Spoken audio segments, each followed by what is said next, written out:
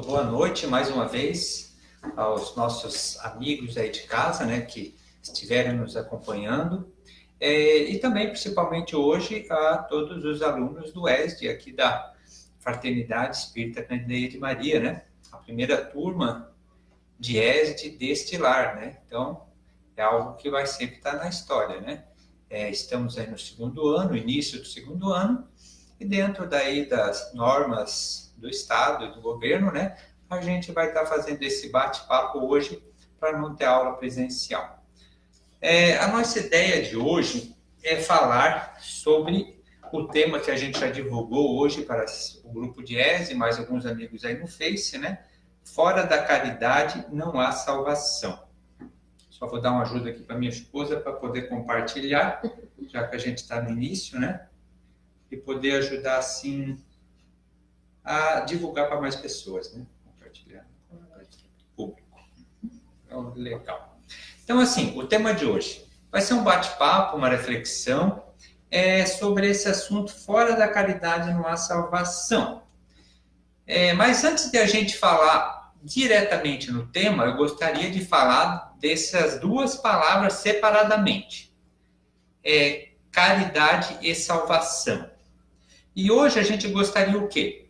A gente já está vendo aqui que já temos algumas pessoas acompanhando, né? Então, nosso boa noite de novo a todos. É que vocês nos ajudassem aí com perguntas e também com respostas de conjecturas que queremos fazer aqui. Um exemplo, a gente vai falar primeiro da palavra salvação em separado. Dentro dessa frase, fora da caridade não há salvação, que foi lançada pelo mestre leonês Allan Kardec, com o nome dele de batismo Hippolyte Léon Denisard Rivail, e o seu pseudonome, né, é Allan Kardec, quando ele lançou as obras espíritas, né. Ele mudou o seu nome ali na época do lançamento para não confundir todas as obras que ele já tinha de cunho pedagógico com uma linha nova, né? Então foi o motivo que ele fez isso. E quando ele lançou esse terceiro livro da codificação, que é o Evangelho segundo o Espiritismo, ele lançou com um lema: fora da caridade não há salvação. Não foi ele que inventou esse lema, não foi ele que inventou essas palavras, só que ele a utilizou. A gente vai entender que essas palavras, essa frase, ela faz parte da filosofia pregada por Jesus, mas dita também por Paulo, conhecido como São Paulo. Então, Allan Kardec, ele utiliza dessa frase, e a gente acha muito legal, porque ele não bota fora do espiritismo na salvação, ele bota fora da caridade não há salvação. E salvação do quê? Então, aí quem está acompanhando em casa, o que será que a gente procura salvar? O que necessitaríamos salvar? O que hoje é a nossa maior preocupação em salvar, né? E salvar do quê? Por que precisar salvar?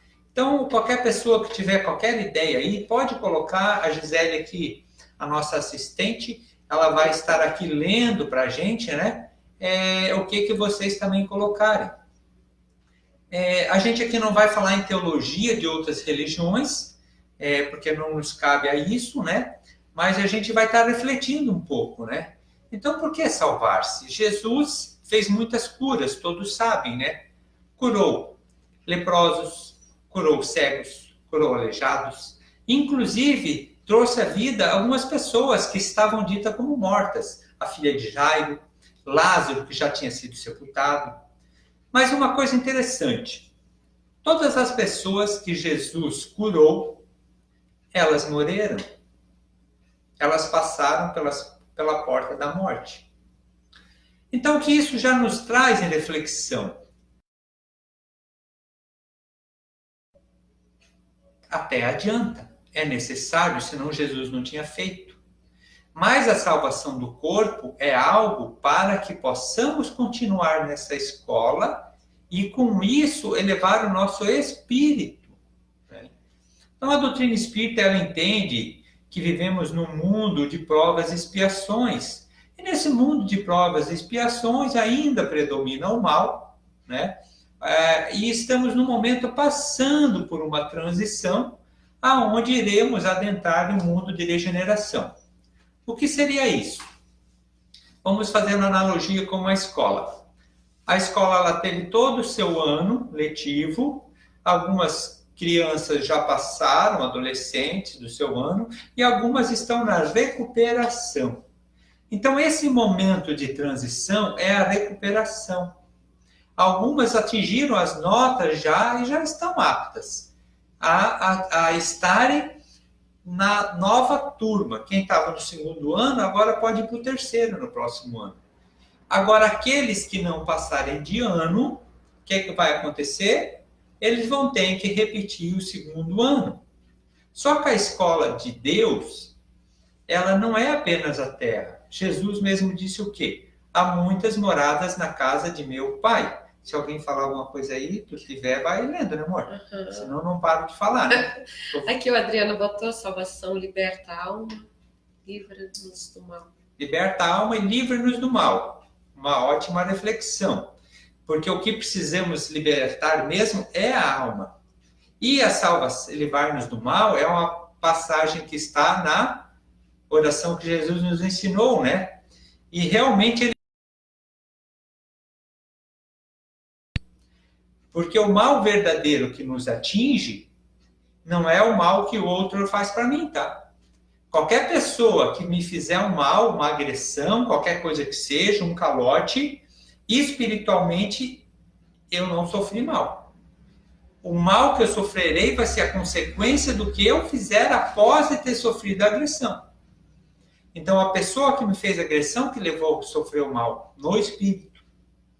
Dá para entender isso? Porque o outro mal, ele vai atingir o quê? O meu físico, as coisas daqui.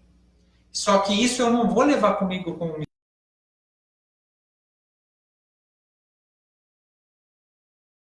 Gabriela Massaneiro: salvar o nosso espírito das más tendências e caminhos não tão bons. Que linda essa assistente. Não, ela está elogiando a Dinda, né? Fazer o quê, né? Tem que concordar, é linda mesmo, né? Tanto que em dezembro faz 25 anos que estou casado com essa linda. Mas tá bom. Então, assim, ó, o tema. Nós estávamos falando, então, da parte da salvação. Salvar realmente seria o quê? Hoje, a gente pensando no modelo espírita, seria eu conseguir atingir o padrão vibratório necessário para estar no mundo regenerativo. Só que eu esperar o mundo se tornar regeneração para eu vibrar como ele, eu não vou estar lá. O que eu tenho que fazer? Eu tenho que modificar a mim mesmo, tornar a minha casa uma casa de regeneração, o meu lar interior um lar de regeneração, para que os homens mudando, mudem o mundo. E o transformem. Porque aqueles que não se mudar antes da hora chegada, vão ter que repetir de ano. E quando se repete de ano, o que se faz? Ah, vai só fazer as provas finais? Não, tem que fazer tudo de novo. Um ano todo. Começar lá no mundo que está iniciando na prova expiação. E olha que isso não é muito legal, né? A gente já tem a mitologia que nos explica o que aconteceu conosco lá na Bíblia, na queda de Adão, de Eva. Ela é uma mitologia, mas essa mitologia tem um sentido com um olhar espírita, analisando ele num ponto de degredo. Mas não é o assunto de hoje, né? Adão e Eva. Então, assim, essa salvação... Mais algum? A Helena Regina: talvez usando a sua analogia, terra e escola. Salvação seria não ter que repetir de ano, ou ficar na recuperação. Parabéns, é isso aí mesmo, Helena. Will. O mal que sofreremos será somente as consequências dos nossos atos. Parabéns também. Eu acho que eu nem preciso mais fazer aqui, que o povo já está sabendo tudo. Que legal, né? Então, é aquilo que eu falei antes, que o Will disse. O mal que eu sofrer foi algum mal que eu fiz com meus atos. Então, eu vou sofrer esse mal. Mas, quando eu sofrer novamente esse mal aqui, de repente, eu achei, alguém veio ali, me fez alguma coisa, me deu um soco na cara. Bom, eu devo ter merecido isso em algum ponto, ou dessa existência ou da outra, em algum lugar eu busquei isso. Aleatório não vem. Injustiça aos olhos de Deus não existe, só aos olhos dos homens, porque é necessário, como diz Jesus, é necessário o escândalo, mas ai daquele pela mão que vier o escândalo. Só que eu tenho que chegar a um ponto de aprender o que Jesus disse. Se me bater na face, oferecer a outra. Eu já estou preparado, que eu estou falando isso para vocês? Não sei. Ontem, ainda conversando com o Adriano, meu vizinho, eu disse, não sei se eu estou preparado para isso. Teria que ser botado à prova, tomara que eu não seja, né? Mas eu já sei que eu preciso. Então, eu sei que se eu reagir, depois eu vou me arrepender, porque eu sei que eu não devo. Né? Já é algum começo. Então, tá, vamos pensar que a gente tem que salvar o espírito. Até porque a gente foi falar nesse tema, que nos foi pedido para falar sobre como nos preparar para a vida após a vida. Como nos preparar aqui para a vida imortal, ou seja, como nos preparar aqui para a morte. Uma das coisas é assim, ó, viver em plenitude, sem pensar na morte. Pô, parece um paradoxo, né? Vamos falar em preparar para a morte, eu tenho que viver sem pensar na morte? Sem ter medo da morte, sem me preocupar com ela, eu viver pleno. E para eu viver pleno aqui e bem, por isso que a gente foi pegar esse tema fora da caridade. E daí a gente vai falar então no espírito. Mas existe o espírito? A gente tem alguma prova que vai continuar? Será que não se acaba tudo? Isso não é tudo uma loucuragem da nossa cabeça? Então a gente vai trazer alguns assuntos aqui, para a gente aqui trazer como evidências da vida após a vida. A primeira questão, para quem é cristão. Jesus foi sepultado, foi visto por multidão de pessoas, crucificado, morto, sepultado, e depois ele acabou voltando dos mortos, foi visto por várias pessoas, todos os seus apóstolos, e ali só na sua última ascensão por mais de 500 pessoas. Isso está descrito em vários evangelhos. Então, Jesus foi o primeiro que a gente conhece, não é o primeiro, mas é o mais conhecido, mais famoso e principalmente para quem é cristão. Então, a gente não deveria duvidar que a vida após a vida realmente é algo que existe, é verdadeiro, e a gente sabe dela. Mas trazendo um pouco para a ciência, então, como a ciência pode... hoje o promovedor de conhecimento para a humanidade é científico, ele que dita a verdade, né? Então a gente vai ter promovedores de conhecimento para a humanidade. Filosofia, que foi na época antes do Cristo, depois a teologia, que tudo era em nome de Deus, e hoje é a ciência. Mas os três continuam promovendo conhecimento. Mas a ciência é o que é mais acreditado. Hoje a ciência disse tal coisa, todo mundo acredita. Será que tudo que a ciência fala é verdade mesmo? Por que a filosofia perdeu o seu tempo de ditar a verdade? Por que a teologia perdeu o seu tempo de ditar a verdade? A ciência também vai perder. Ela só vai ter o dia que esses três se unirem, porque sempre esteve, sempre há homens por trás daquilo que se passa. E esses homens são homens que vivem no mundo de prova e expiação. E, infelizmente, muitas vezes o poder, a ganância está à frente da verdade, né? Que não deveria mais estar. Será que toda doença que existe no mundo não existe a cura mesmo? Será que não... Aqui é só conjecturas, né? Não estou acusando ninguém. Mas será que nunca se descobriu, por exemplo, a doença para diabetes, ou é mais lucrativo vender insulina para os dependentes? Não sei. Estou fazendo aqui uma conjectura, né? Então, a gente sabe que há muitos interesses, sim, sempre atrás. Desmascarando a verdade. Mas a ciência é dita como a grande ditadora da verdade de hoje. E onde é que a gente pode nos buscar na ciência, em algo que está sendo pesquisado por muitos cientistas não materialistas, cientistas de mente aberta, cientistas com espírito filosófico que busca a verdade, é a EQM, experiência de quase morte. Um pesquisador, cientista que vai falar disso é Décio Iandoli. Quem quiser anotar em casa, EQM, Décio Iandoli. Mas vai ter muitos pesquisadores. Mas ele traz pesquisa a âmbito mundial de conquistas já nessa área. O que é uma EQM? É uma experiência de quase morte. Alguém que passa por um estado de coma.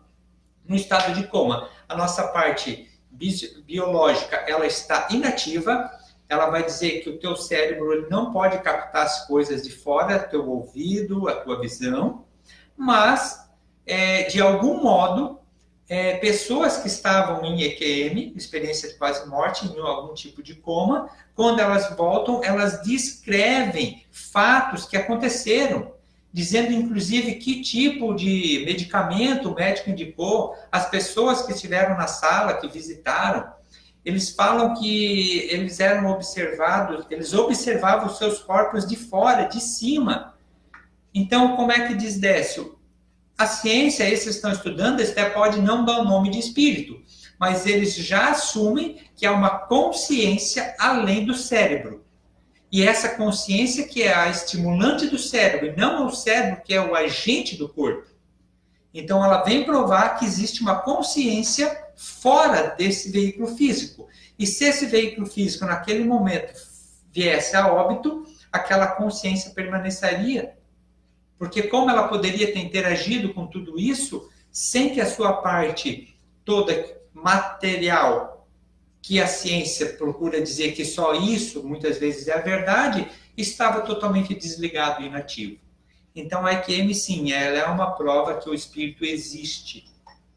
Outra prova também é Ian Stevenson, médico americano, eu gosto muito de falar dele, porque ele é a primeira pessoa, o primeiro pesquisador que trouxe...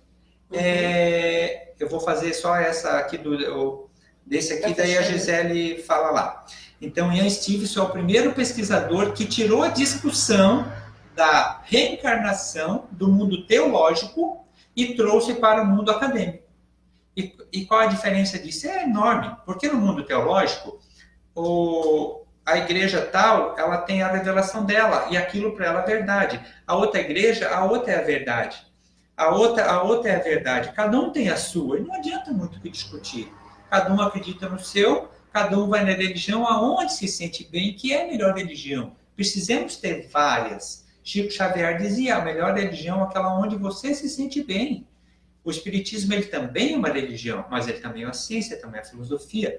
E você não precisa ser espírita para frequentar o centro espírita. Mas aqui a gente vai ensinar a teoria que o espiritismo nos traz, dentro da filosofia e da razão e da ciência espírita, que se ocupa com o mundo dos espíritos.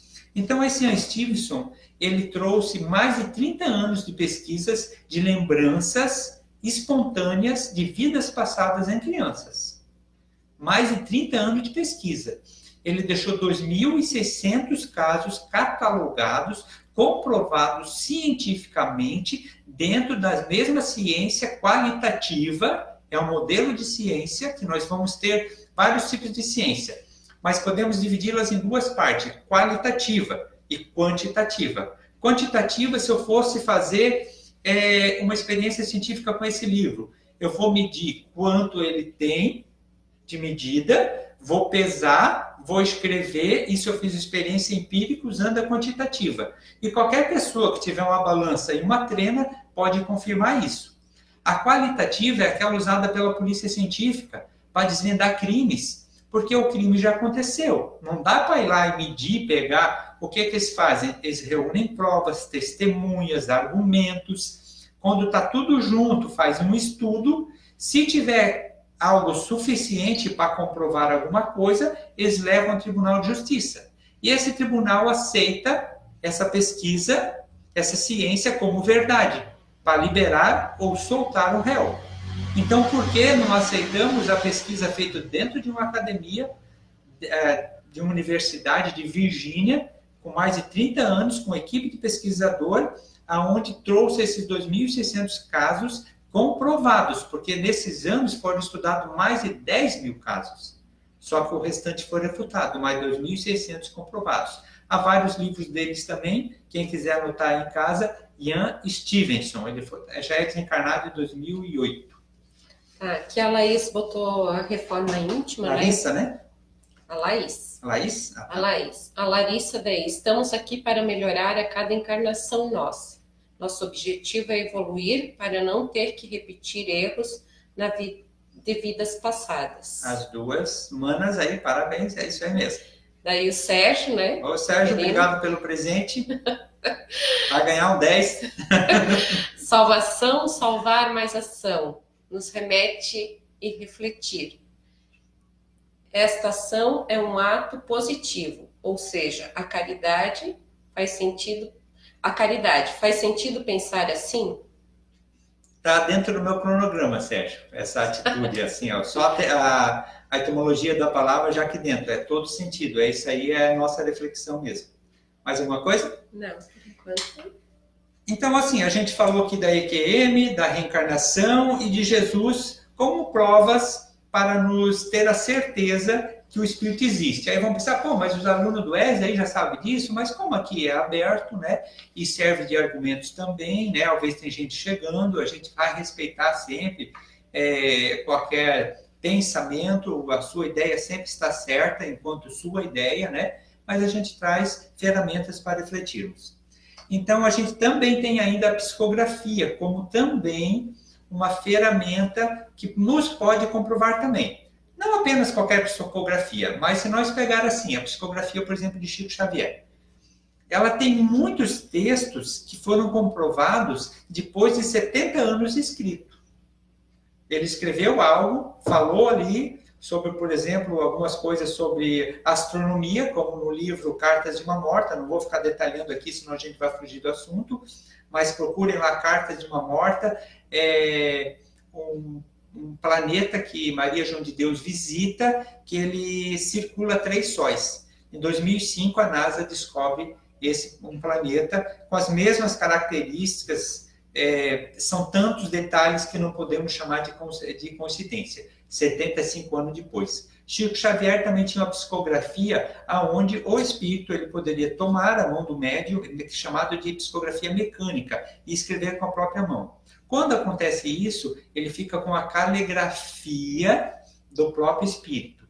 E cartas do Chico Xavier foram comparadas com a caligrafia dita do falecido e foi comprovada pela polícia científica que foi o falecido que assinou. Inclusive, cartas que foram, então, anexadas a autos de tribunais de justiça e com essas cartas o réu acabou sendo absolvido. Também é uma comprovação, né? Mas haveria muitos casos do Chico. Então, chegamos aqui agora a falar da caridade, né? A gente falou sobre a terminologia da salvação e a caridade. Falando na caridade, então nós vamos chegar lá no que o Sérgio disse da palavra, né? Que ela vai ser salvar e ação, salvação. Então ela tem uma ação. Porque assim, a oração ajuda imensamente. A oração faz você passar de ano? Não. Ela te ajuda a passar de ano. Mas se você ficar em casa só rezando, você não vai passar de ano. Você tem que ir lá estudar e fazer a prova. Ou seja, ação, atitude. Precisamos da atitude. Então, assim, o conhecimento vai fazer você passar de ano? Você vir estudar, você vai ler, ver vídeo, ver coisa, vem toda semana no estudo, vai fazer você passar de ano? Não. Vai ajudar a fazer você passar de ano. Mas o que vai fazer é ação, atitude. É o que você vai fazer com isso. Outro dia a mãe ainda que lembrou, estava aqui, minha mãe Filomena, de um caso espírita, onde havia um palestrante numa grande casa espírita, e um dos melhores palestrantes lá, muito famoso, né? Um orador muito bom, e havia faxineira, que ele nunca nem deu muita atenção para ela. E aconteceu que, passado um tempo, a faxineira desencarnou, e passado mais anos, desencarnou o palestrante.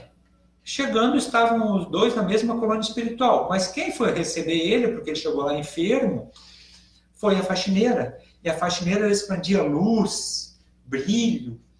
E daí ele disse, meu Deus, como pode, né? Eu que era o palestrante, tu não era faxineira lá do centro? Era. Pois é, mas tu nunca foi no mediúnico, tu não participou de ED, tu não fez estudo, e tu só via tu limpando, tu nunca fez nada, agora tu aí nessa posição, e eu aqui acamado, aqui no mundo espiritual, na colônia. Daí ela disse, ai, meu irmão, eu queria te agradecer realmente. eu pedi para vir te receber. Solicitei isso. Porque eu queria te agradecer, porque eu comecei a fazer tudo o que tu dizia. Então, qual a reflexão disso, Gisele? Pôr em ação, né? Pôr em ação. Que tá ouvindo. Ele falava, mas não fazia. fazia. Então, é bastante complexo, né? Aqui o João, né? João Fernandes, mais um aluno. A caridade tem que ser feita sem pensar em algum retorno. Esta é a verdadeira caridade. É isso Parabéns. aí. Parabéns. E o João é uma pessoa aí que não sabe dizer não para ninguém, né, João? Até isso, às vezes, a gente precisa aprender a falar, né? A Cilei tinha falado uma coisa ali. É que ela vai ficar quietinha hoje. Ela vai ficar ouvindo. Tá. Estamos em sintonia, prometo ficar quietinha aqui. Então tá bom, mas podem colocar os Pode assuntos, participar, né? a participação aí. Então vamos para a ação, a caridade. A caridade é que o João falou. Mas o que nos chama a atenção, né? Paulo fala na primeira carta aos Coríntios o quê? Mesmo que eu doasse o meu corpo a ser queimado em nome de Jesus. Por quê? Porque doar o meu corpo a ser queimado em nome do Cristo? Porque naquela época acontecia. Aqueles primeiros cristãos tinham certeza absoluta de que a vida continuava. Porque eles viram o mestre, foi a geração deles, eles viram alguém passar pela morte e voltar. Então, eles não tinham dúvida. E quando eles chegavam dentro das masmorras de Roma, e era dito a eles, se tu renegar a loucura do carpinteiro, tu pode ir embora para tua casa, para tua família. Se tu não negar, tu vai ser morto com requintes de crueldade. E todos diziam, nós não podemos negar a verdade. Porque eles tinham certeza absoluta e plena. E eles iam para as arenas, entregavam seus corpos a serem dilacerados por feras, por óleo quente, flechas envenenadas, fogo. Os romanos faziam festas nos seus palácios e levavam cristãos para serem mortos como uma das diversões. E quem inventava alguma crueldade diferente era aplaudido. Isso aconteceu com a humanidade. E diz Paulo que se mesmo a gente doasse o nosso corpo a ser queimado pelo Cristo, mesmo que nós rendesse tudo o que temos para doar aos pobres, se não houver caridade, se não houver amor nesse ato, não há salvação. Opa! Então quer dizer que eu tenho que refletir melhor no que é caridade. No que Jesus disse, quando a tua mão direita fazer, não deixe que a esquerda saiba. Quando tu fores orar, não ore lá na praça pública, como fazem os fariseus. Ora lá dentro do teu quarto, inquieto para Deus. Não para os outros observar que tu reza. Então essa caridade, ela não é uma barganha com Deus. Se eu compreender que eu preciso fazer caridade para me salvar e eu fazer a caridade pensando em ser salvo, não é caridade. Não é caridade. Eu preciso fazer por amor, desconstruído de qualquer pensamento de ganho de resposta. E se é assim, eu preciso fazer a qualquer um. Meu fato aqui do Fundo Canoas, ele benzia. Nunca cobrou R$1 nem aceitou um presentinho por benzimento. Ele benzia para cobrar e zipa. E quando ele me passou esse benzimento, eu já sempre dizia, mas quando ele passou, ele focou. Fazer o bem sem olhar a quem. Ah, mas aquele dia a pessoa me fez tal coisa. Não importa. Fazer o bem sem olhar a quem. E essa atitude dele, de ir lá benzer cada pessoa que precisava, foi uma vida que também foi como caridade. E isso contribuiu muito para ele no pós-vida. Muito. Aqui o Adriano botou caridade, amor ao próximo, bondade, compaixão. Palavras todas de caridade. A Gabriela do estudo nos dá um direcionamento sobre como praticar a caridade com o conhecimento. Muito legal. A Belê, fazer o bem sem olhar a quem, não pedir nada em troca. Aliás, não esperar nada em troca. Tudo isso aí, Então, tudo tudo nota perfeito, 10. tudo com 10. André, muito será cobrado, a quem é muito dado. Obrigado para o André também, que é nosso parceiro em casa. Hoje o Pablo não está, ele é o nosso anjo de guarda, é online aí para qualquer coisa aí, ajudou a gente a iniciar a live aí. A Gabriela, a gente sabe que está praticando a caridade quando faz sem pensar em receber um retorno e depois se sente bem. Essa aí é uma coisa que eu ainda queria falar. Esse depois se sente bem. Jesus falou para nós uma pergunta: onde está o reino de Deus? Foi dito para ele. E daí ele disse: onde está? Ele aí, ele aqui? Não. O reino de Deus está dentro de nós. Então, quando a gente faz uma oração, diz: vamos elevar nosso pensamento. Não é elevar no céu, lá em cima. É elevar a vibração para encontrar esse reino de Deus dentro de nós mesmos. A gente vai ter que atingir o nosso lobo frontal para entrar em ressonância e conexão.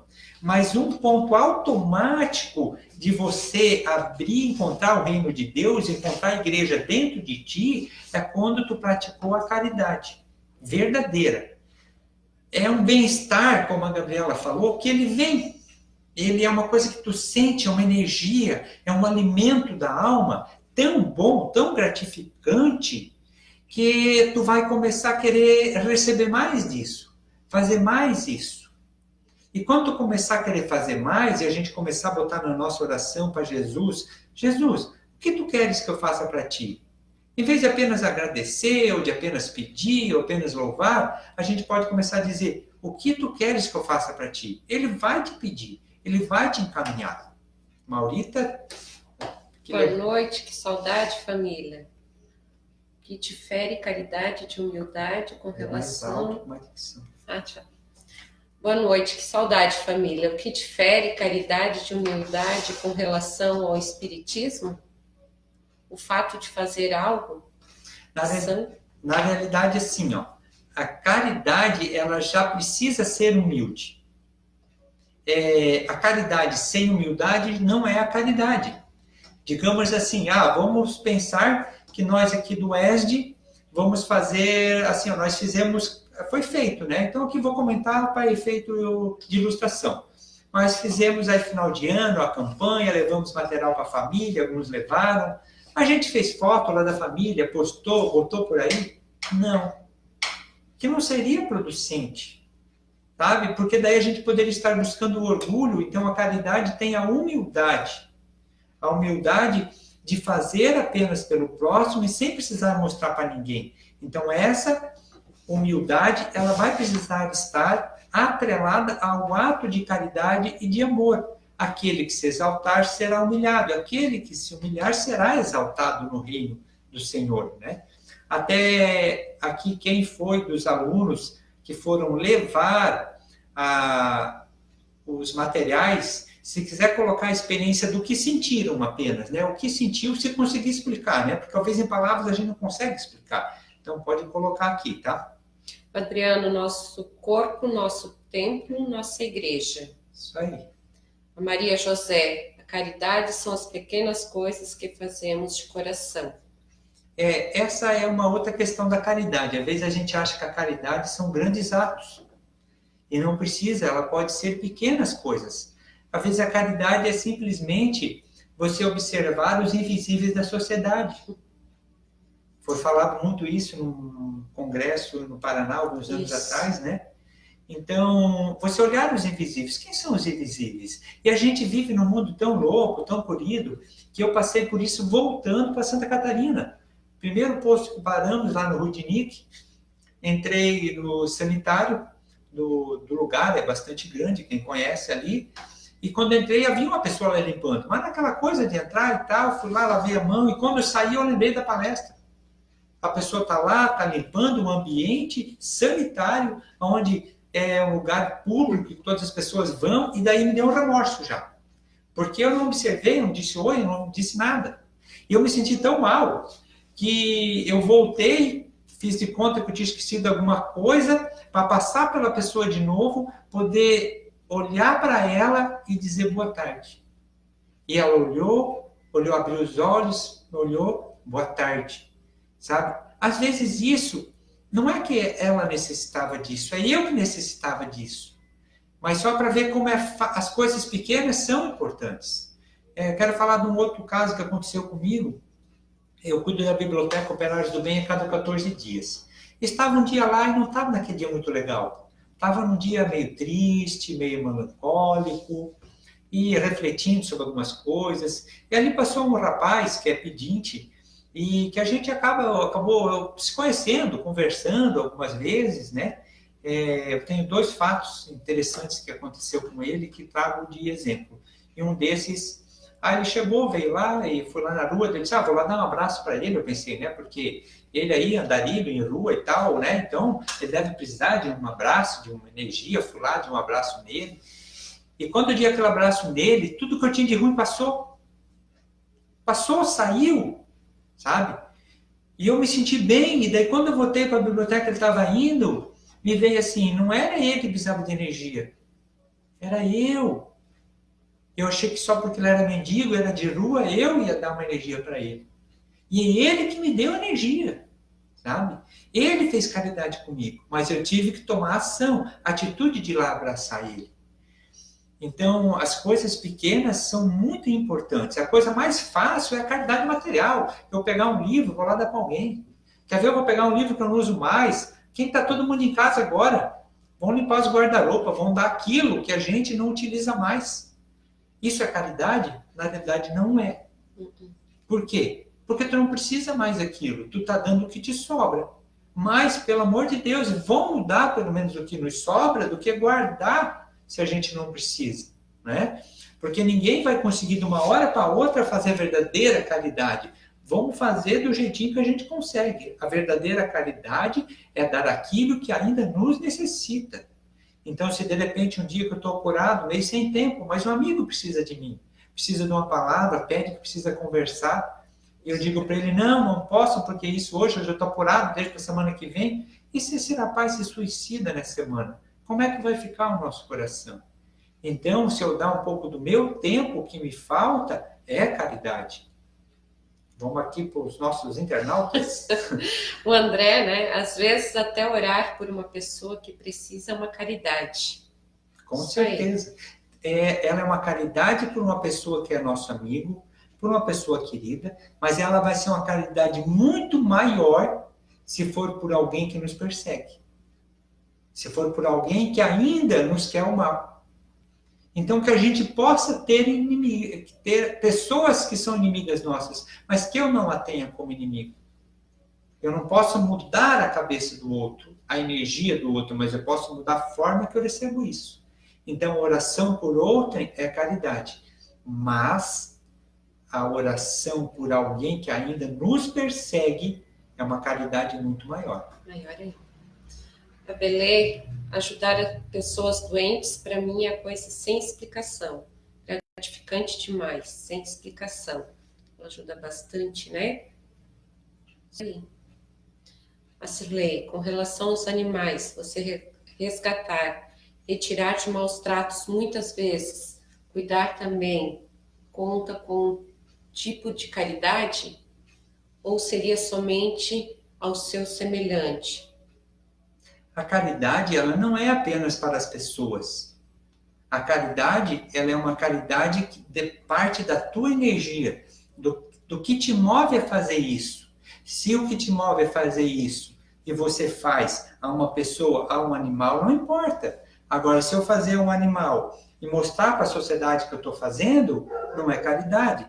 Se eu fazer pelo bem-estar daquele animal, porque eu sinto amor, ela é caridade, com certeza. Se eu fazer uma caridade com uma planta, como fazer uma caridade com a planta? Eu converso com ela. Eu, antes de colher um chá, eu peço licença, em pensamento. Peço licença, agradeço. Colhe uma fruta, agradeça pelo aquele fruto. Você está sendo caridoso, porque você está dando atenção a esse ser ainda, ser com vida, não senciente, mas é um ser com vida. Ele não entende cognitivamente, mas a energia recebe. Porque as plantas, elas têm a parte bioquímica e tem o bioplasma. O bioplasma é um tipo de energia de magnetismo. E se você faz a colheita de algo de uma forma correta, você traz essa energia que vai tratar não só o teu corpo físico, mas também o espírito. Isso é chamado de fitoterapia, é um tipo de ciência.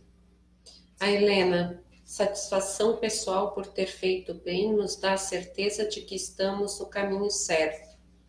A gente não fica preocupado com o retorno, apenas sente. Isso aí. Esse sentir é maravilhoso, né? É maravilhoso. E assim, ó, antes da Gisele ler o da Nícia e o próximo, Nilce, né? Era a vizinha, essa é de Salete. Então já leu dela, depois eu complemento. Caridade é poder visitar alguém doente e perguntar se precisa de ajuda com afazeres simples do dia a dia. Isso aí. Até lembrei agora de uma parte que Jesus fala da época da horas, quando serão chegados, da separação do joio e do trigo, quando chegar a majestade, quem estará à direita? Quem ele fala? Os espíritas, os cristãos, os muçulmanos? Não. Quem foi na missa toda semana, pagou o dízimo? Quem foi toda semana assistir a palestra, fez trabalho de obsessão, tomou água fluídica? Não. Quem estudou ESD? Não. Então, quem lembra aí? Quem me visitou quando eu estava doente? Quem me visitou quando eu estava preso? Quem me deu comida quando estava com fome? Quem me vestiu quando estava com frio? E daí eles dizem, mas Senhor, quando que tu estivestes daí para dar? Cada vez que fizeste isso a um dos meus pequeninos, fizestes a mim. Olha que mensagem mais linda, né? Que mensagem bonita. Que é o que vocês estão falando aí, né? Então, está coalhado no Evangelho a forma de a gente viver para a gente ter uma boa vida futura após essa vida. Só que como a gente não sabe, Jesus diz que a hora ninguém sabe, a gente precisa ir vivendo de uma forma agradável, boa, praticando essa caridade. E tem uma caridade aí que está no Evangelho, segundo o Espiritismo, que ninguém falou, que é uma caridade muito importante. Se ninguém vê aí, eu acho que agora tem alguns alunos aí que vão procurar, né? Mas... Aqui tem o depoimento do João. Então pode falar. Foi muito forte ver as crianças receberem as doações e sorrindo. E sair feliz em poder entregar e ter dado um abraço nas crianças. Além da doação, um abraço com amor faz muito bem a todos. Esse abraço com amor aí, né, João? Agora a gente está limitado a esse abraço, né? Mas vai voltar de novo, né? Só que vamos refletindo, né? Quantos abraços que a gente quer dar agora que a gente não pôde dar. Então, vou só fazer uma reflexão. A gente vai poder de novo. Então, quando poder de novo, agora, quantas pessoas que estão afastadas dos seus familiares ou que seu familiar foi para o hospital, a Itália diz que isso é uma das coisas pior que está acontecendo, é o familiar morrer sozinho, sem poder ver a família, sem ter um abraço, sem ter uma despedida. Nem a família poder ver. Nada, ninguém. Então, assim, ó, agora de repente eu podia dizer, nossa, mas eu queria ter dado um abraço naquele, ou ter falado, sabe? Então, assim, vamos aproveitar quando voltar, né? Vamos nos abraçar mais. E abraço não é aquela coisa de tapinha nas costas. Abraço é tu encostar o teu chakra, teu centro de força, de coração com coração. Aí você se conecta. Aquele tapinha nas costas é um cumprimento. O abraço, você conecta energia com energia. E ali você começa também a alimentar a alma. Você sente, né? Isso. A troca de energia. Aqui, Albertina, orar pelo inimigo é também caridade? Sim, é o que a gente falou antes, né? E mesmo que ainda assim, mas eu não gosto dele ainda, eu não consigo perdoar ainda, mas comece a botar em oração, se você entende que precisa, que vai ajudar. Só que essa oração ao inimigo, a maior caridade, não é para com ele, vocês sabem, né? É para com quem próprio reza. Porque quando você orar para um inimigo, você está limpando o teu perispírito. Que quando a gente tem alguém que a gente não gosta, que a gente sente mágoa, a gente tem dentro do nosso perispírito uma vasilhazinha lá com uma energia preta. E daí, cada vez que a gente orar por ele, a gente está limpando. A gente está limpando nosso perispírito, está deixando ele mais leve. A Laís, trecho do Evangelho. O homem de bem é bom, humano e benevolente para com todos, sem distinção de raças, nem de crenças, porque em todos os homens vê irmãos seus. É isso aí, esse seria o que era o verdadeiro homem de bem, uma parte, né? Muito bom. A avó aqui também, né? A Filomena, a avó, o vô, né? Que nos deixou um grande exemplo, né? No Natal, no último Natal, que ele convidou uma pessoa, né? A mãe está contando aqui uma história. Meu pai agora em maio, dia 7, vai fazer 3 anos do desencarne dele, né? Foi um desencarne bem súbito, depois de passar do evangelho ali em casa, bem normal, tranquilo, também um chimarrão. A última coisa que eu fiz para ele foi dar um abraço e dizer eu te amo. E ele indo para casa com a mãe, sentou na estrada e morreu. E nesse último Natal que a gente teve, ele fez o que dizia o Evangelho: quando deres um festim, convida aquele que não pode te retribuir.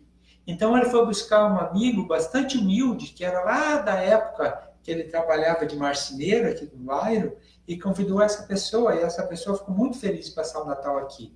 Então o último Natal dele, ele ainda fez o que, não pensando nisso, nem lembrando do Evangelho, mas foi uma vontade que ele teve, espontânea, né? E foi bastante legal. Denilson, não é o quanto você faz, mas quanto amor você dedica no que faz. É o que realmente importa. Madre Teresa de Calcutá. Sabe as palavras aí, né? Do Braço. mais um mestre francês reencarnado aqui em Rio do Sul, né? Uma grande oportunidade ser nosso amigo, né? O Denilson, né? Além de inteligente, é uma pessoa muito linda também, né? Tem que ser, né? Senão, né? Se eu não disser que ele é o amor da minha vida, ele não fica contente. A Wanda, muitas vezes a caridade é um simples bom dia, ou uma simples pergunta. Por exemplo, como você está? Isso muitas vezes é o que falta na vida de alguém.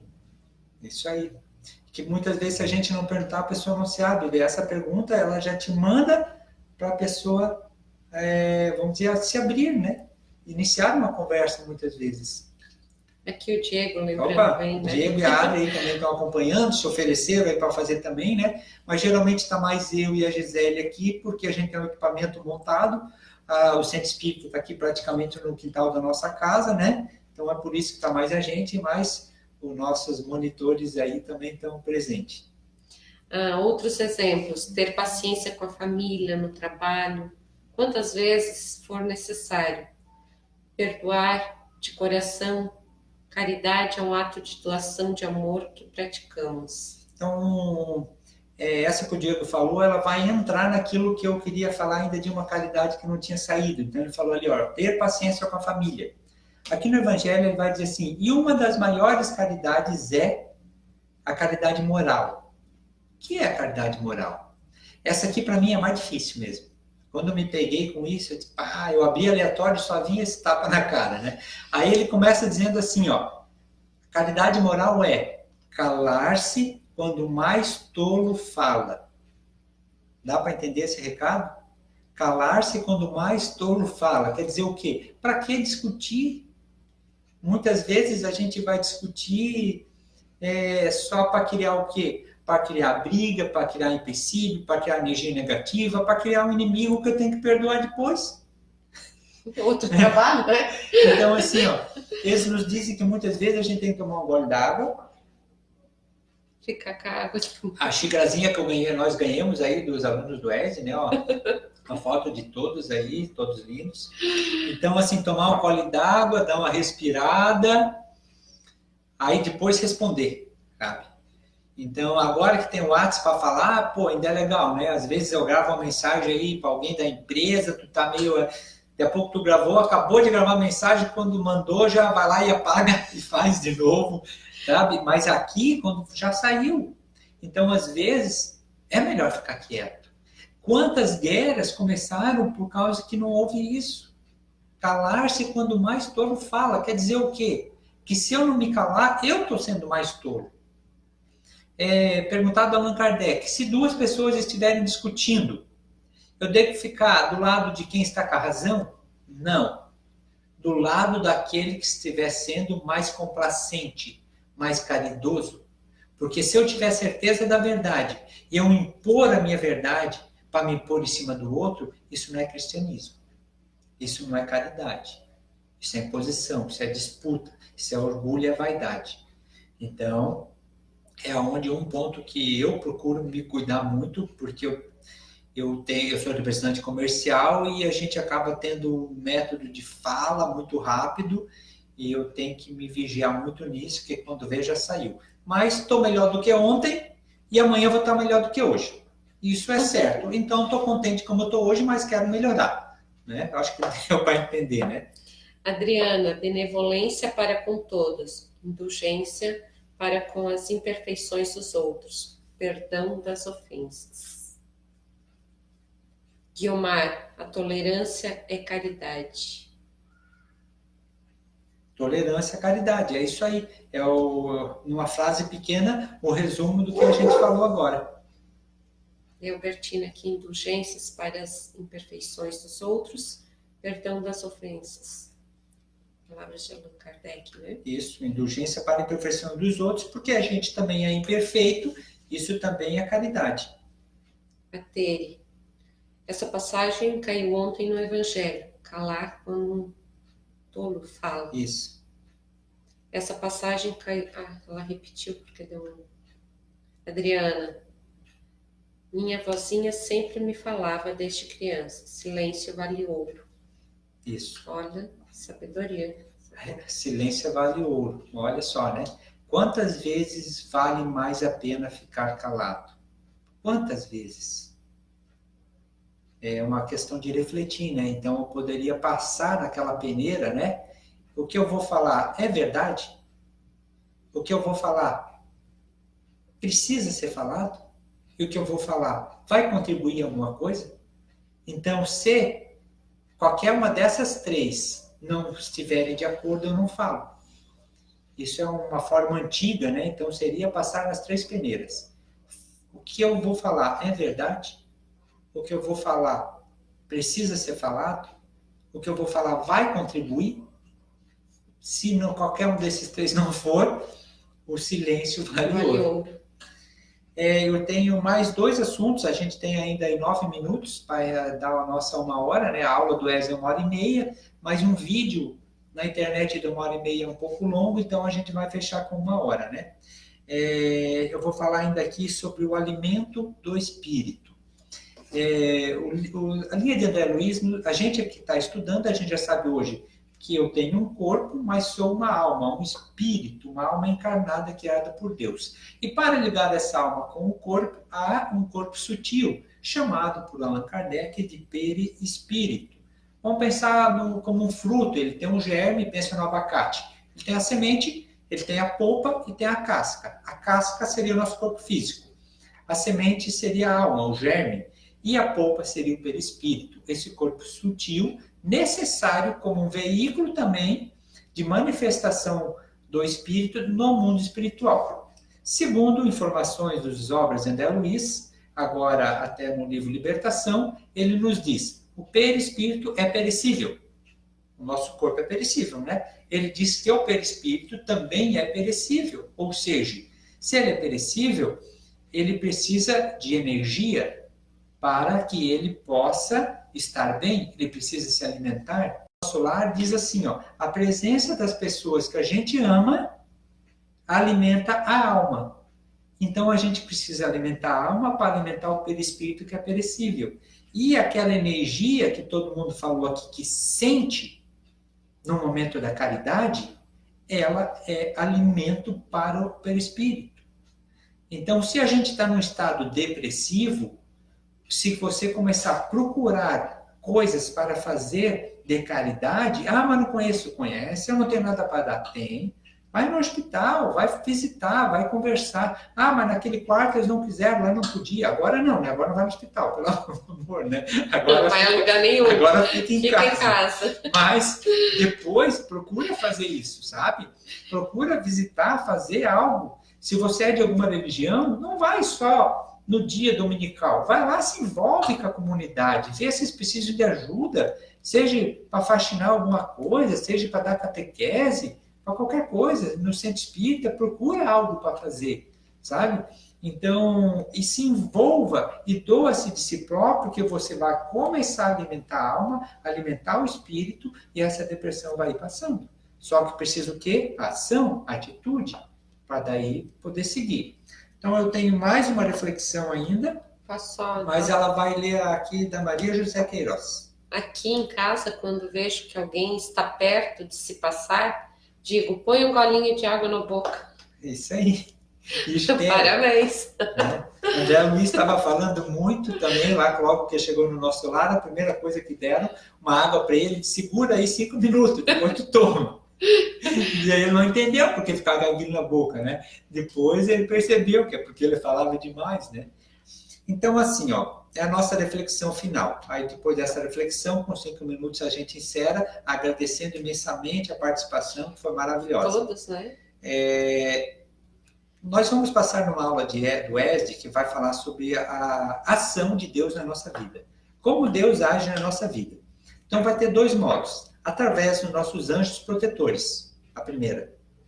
Todos nós temos anjos protetores e eles agem na nossa vida nos ajudando. Mas, na maioria das vezes, não é através dos anjos. É através das pessoas que te circulam. Olha que legal. Pode ler aí, amor? André, o bom é fazer exercício, cheirar flor e soprar vela. Cheirar flor e soprar. Eu faço exercício com as minhas crianças. Então explica como é que é aí para as crianças. Pode explicar. Muito agitadas, daí eu faço essa dinâmica, né? Cheirar flor, soprar a vela, né? Cheira flor, soprar a vela. E funciona, realmente, eles se acalmam, né? Então tá, como Deus age na nossa vida, né? Através dos nossos anjos de guarda e, na maioria das vezes, através das pessoas que nos circulam. Por quê? Porque, geralmente, na hora que nós mais precisamos, nós estamos com a nossa vibração baixa, a gente reza de uma forma que não alcança o lobo frontal e a parte superior.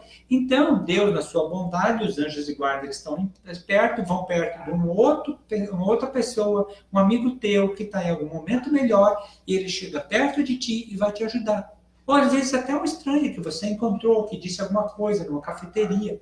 Só que, para isso, eu tenho que levantar minha cabeça, eu tenho que, no mínimo, olhar em volta.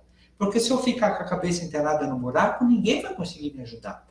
Agora, onde eu queria chegar, não é em nós conseguir ser ajudado, mas é em nós sermos essa ferramenta por Cristo. E nós sermos isso.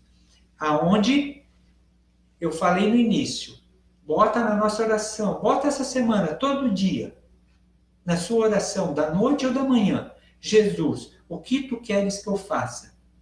E Jesus vai te encaminhar. E você vai fazer sem perceber. Quando você fez, que você virou as costas e saiu, você vai sentir. Você vai saber que você foi usado. E a hora que você perceber que foi usado pelo próprio Cristo para ajudar alguém, cara, não tem sentimento melhor. Não tem caridade maior. De ter um amor, de poder ter servido de um instrumento através da espiritualidade. Então, essa seria a mensagem final. Você tem mais uma coisa que para ler? O Sérgio, né, uma reflexão ele colocou aqui. Certa vez, uma menina ganhou um vestido. Foi para a aula. Naquele dia, chovia muito.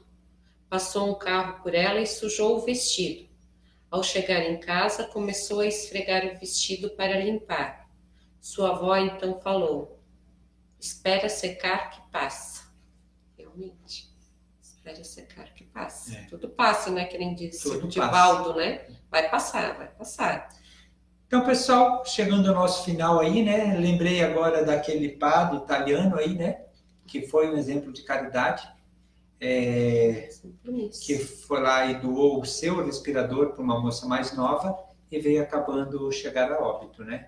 Então, ele não buscou a morte.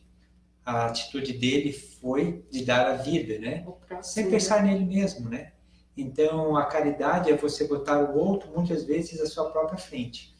Mas, o que nós podemos dar para o outro? Aquilo que eu tenho. Ninguém pode dar aquilo que não tem. Então, vamos buscar a caridade conosco mesmo, né? buscando nosso autoconhecimento, nosso equilíbrio, para daí a gente poder estar bem e poder ainda atuar melhor nessa vinha de luz chamada de Seara de Jesus. Ele está aí convocando e ele não quer pessoas perfeitas ao lado dele. Porque se ele quisesse pessoas perfeitas, já era na época dos apóstolos. Ele não trouxe anjos para trabalhar com ele. Ele pegou pessoas comuns, imperfeitas. Porque para dar com outras pessoas imperfeitas, tem que ser pessoas como elas. Então ninguém precisa ser um santo ou nem meio santo. Qualquer pessoa que se põe à disposição vai ter serviço nessa seara. Podemos encerrar então? Que o Adriano só manda um abraço fraterno, como disse o senhor Adário.